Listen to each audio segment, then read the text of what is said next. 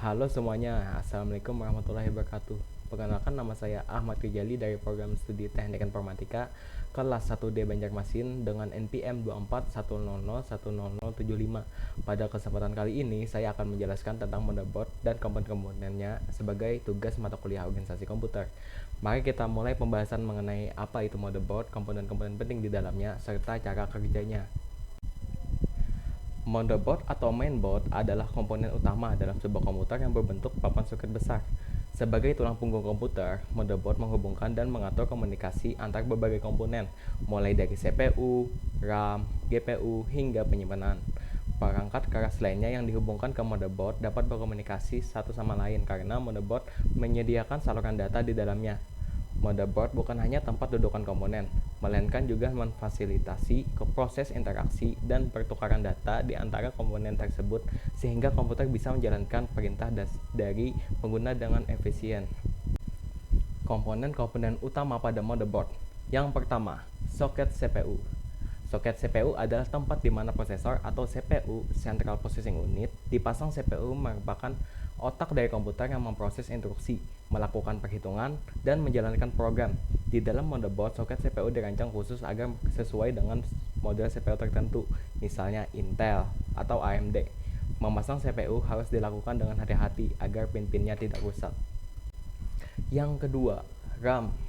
RAM atau DIMM Dual Inline Memory Module adalah tempat memasang modul memori atau RAM, Random Access Memory, berfungsi sebagai penyimpanan sementara yang memungkinkan akses cepat data bagi CPU saat menjalankan program atau tugas-tugas lainnya.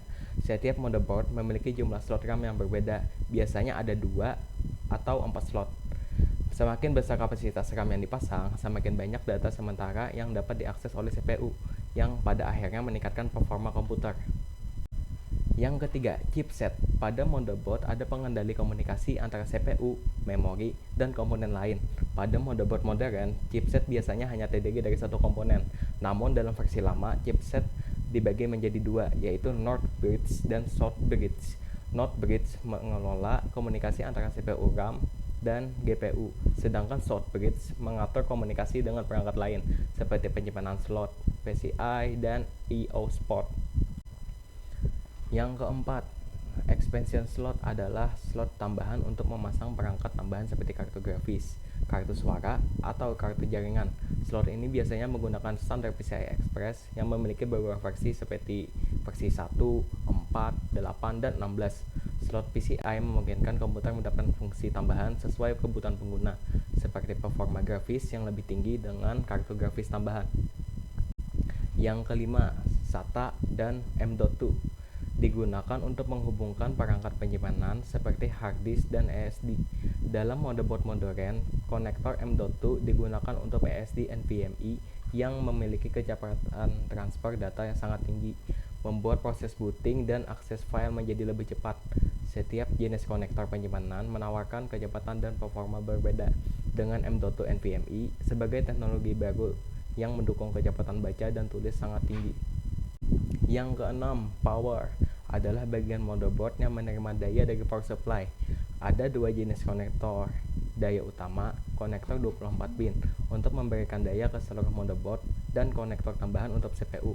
Melalui power konektor, inilah daya listrik disalurkan ke setiap komponen di motherboard, memastikan semua perangkat bekerja dengan baik. Yang ketujuh, BIOS, Basic Input Output System, atau UEFI, Unified Extensible Firmware Interface, adalah perangkat lunak kecil yang ada di dalam chip khusus di motherboard. BIOS atau UEFI menjalankan peran vital dalam memulai sistem komputer dan mengatur konfigurasi hardware dasar. Saat komputer dinyalakan, BIOS melakukan post power on self test untuk memastikan setiap komponen berfungsi dengan baik sebelum sistem operasi dijalankan. Yang kedelapan, I/O port adalah bagian dari motherboard yang menyediakan koneksi ke perangkat eksternal.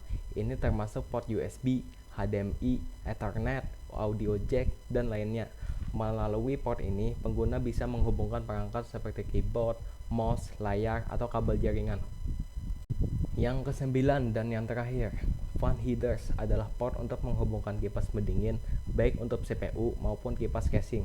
Pendinginan sangat penting untuk menjaga suhu komponen agar tidak terlalu panas selama operasi.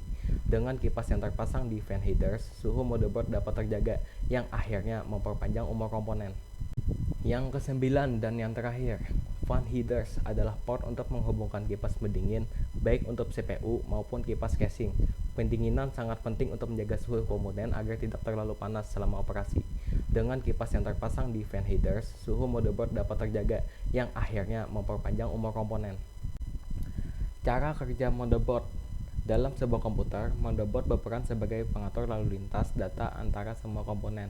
Saat komputer dinyalakan, BIOS atau UEFI melakukan pause untuk memeriksa apakah seluruh perangkat terpasang dan bekerja dengan baik. Selanjutnya, data dari perangkat penyimpanan hard disk atau SSD diambil untuk memuat sistem operasi yang akan menjalankan aplikasi. Prosesor kemudian memproses instruksi dari aplikasi tersebut dan mengakses RAM untuk data sementara. Setiap komponen berinteraksi melalui jalur data yang terhubung ke chipset, yang memastikan semua proses berjalan lancar tanpa konflik antar perangkat. Sebagai contoh, jika Anda menjalankan aplikasi berat seperti game, CPU dan GPU akan berkomunikasi intensif melalui motherboard untuk memproses data grafis yang besar. Pada saat yang sama, RAM membantu penyimpanan data yang sering diakses agar CPU tidak harus mengulang pengambilan data dari penyimpanan utama, sehingga meningkatkan kecepatan pemrosesan.